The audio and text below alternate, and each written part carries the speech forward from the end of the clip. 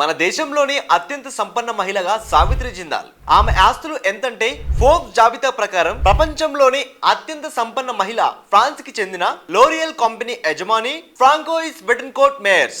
ఆమెకు రిలయన్స్ ముఖేష్ అంబానీ కంటే ఎక్కువగా ఆస్తి ఉంది. బెటన్కోర్ట్ కు 85.9 బిలియన్ల డాలర్ల ఆస్తులు ఉన్నాయి. ప్రపంచంలోని అత్యంత ధనవంతుల జాబితాలో 12వ స్థానంలో నిలిచింది. ఇక మన ఇండియాకి సంబంధించిన ముఖేష్ అంబానీ 13వ స్థానంలో నిలిచారు. భారతదేశంలోని అత్యంత సంపన్న మహిళగా సావిత్రి జిందాల్ నిలిచారు.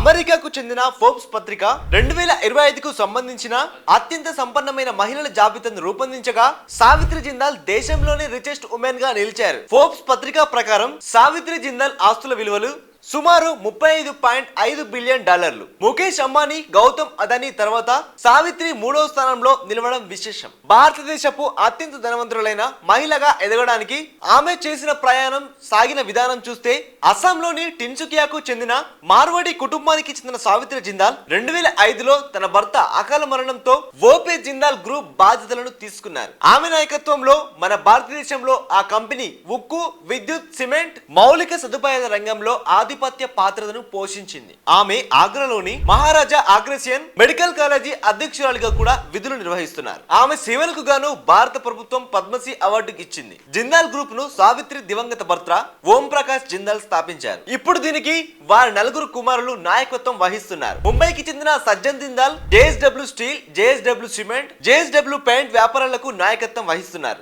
సావిత్రి జిందాల్ నాయకత్వంలో ఎంజీ మోటార్ తో ఈవీ జాయింట్ వెంచర్ వంటి ప్రధాన మైలురాళ్లు సాధించబడ్డాయి. ఎదురులేని వ్యాపారవేత్తగానే కాదు, సావిత్రి జిందాల్ హర్యానా ప్రభుత్వంలో మాజీ మంత్రి, హర్యానా విధాన సభ్యురాలిగా కూడా బాధ్యతలు నిర్వర్తించారు. ఆమె భారత జాతీయ కాంగ్రెస్, భారతీయ జనతా పార్టీలతో కూడా సాన్నిహిత్యం కలిగి ఉన్నారు. ప్రజాసేవలో ఆమె బహుముఖ ప్రజ్ఞ, ప్రభావాన్ని ప్రదర్శిస్తూ ఉంటారు.